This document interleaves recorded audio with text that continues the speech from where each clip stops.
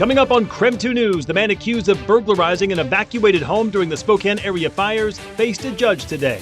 The latest details ahead. 90-degree heat returned today, and that'll be sticking around through the first half of the weekend. Also tracking elevated fire danger on Saturday due to gusty winds and dry conditions. Well, good evening from back to school night here at Avista Stadium as the Spokane Indians get set to take on the Hillsboro Hops. Indeed, a big game for the Indians as well. Aiden May in his second start for Spokane. Just 16 games left in the regular season. They got to get a win tonight.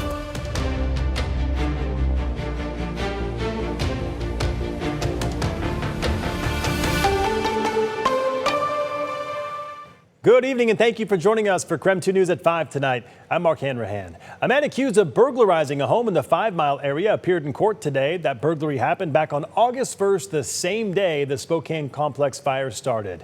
KREM 2's Emily Fox-Millian spoke with the homeowner about how he realized someone was inside his house and what he now wants back. Emily? 37-year-old Lawrence Moss was in court for just minutes today, pleading not guilty to charges of residential burglary. The resident renting that home telling me that he wasn't home when the burglary happened. He was actually out paddleboarding.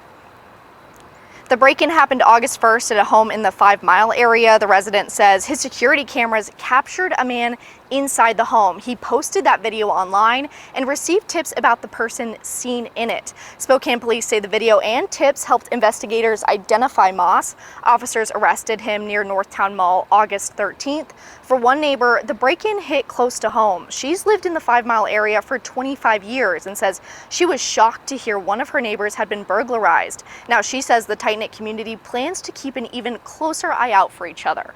We are all actually communicating a lot more than we were prior to the fires.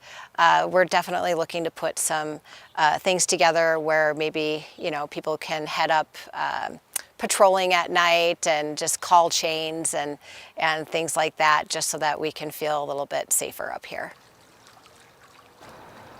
The resident renting that home says several items were taken, including a gun and a guitar. He tells me he doesn't know yet what justice would even look like in this case. Right now, he just wants his property back. So Moss pleaded not guilty in court today. His trial will start October 12th. In Spokane, Emily Fox-Millian, KREM 2 News.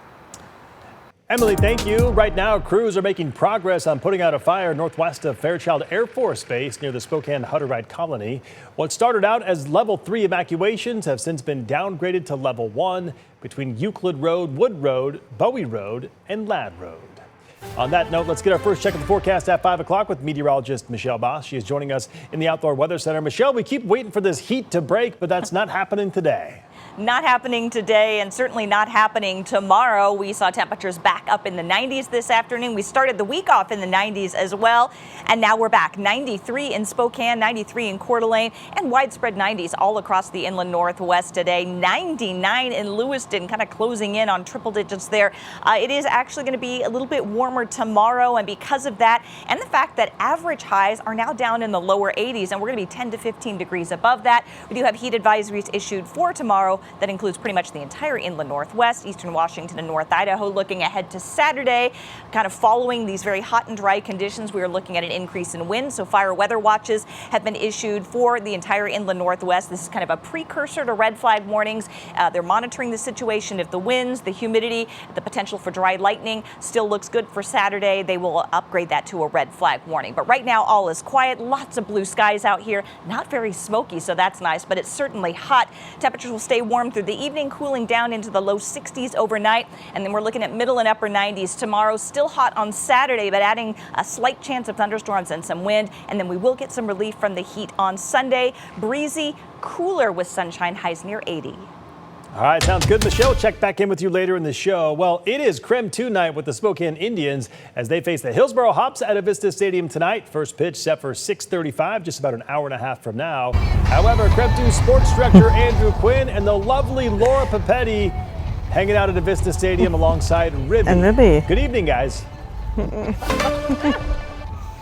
Come on, Laura, talk to the people. We're here with Ribby. Now, Ribby is out of water in the sunlight. Mark, we're in dire straits out here, but we're still going to have a good time tonight. Back to school night at Avista Stadium. And Laura, it's always nice to be at the ballpark, right? I mean, this beats being inside the studio. Sorry, Mark.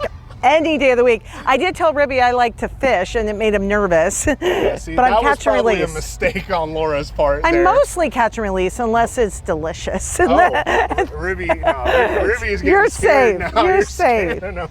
All right, now Laura, you did also have a little shake off here with Ribby a minute ago. Are we going to do your a dance? thing, Ribby. Let's see it. You ready? One, two.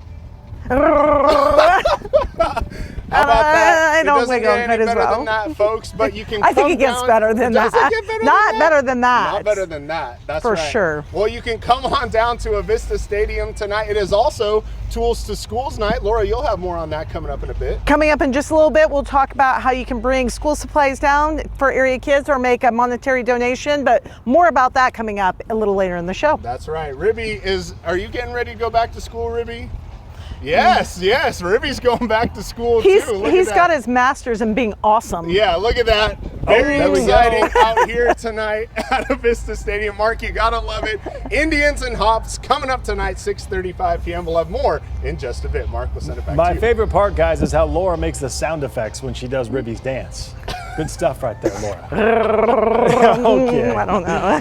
Easy. Sorry, there. Ribby. All right, guys, thank you very much. And with it being KREM 2 night, today we are asking for your best pictures with the Spokane Indians mascot. If you have a picture that's just outstanding, text it our way to 509-448-2000. We'll choose one photo to be featured coming up on KREM 2 News at 5:30 tonight. It's a great idea. However, it's just addressing the symptoms. Up next, we're diving into a new bill that would ban federally regulated prediction markets from offering bets tied to wildfires.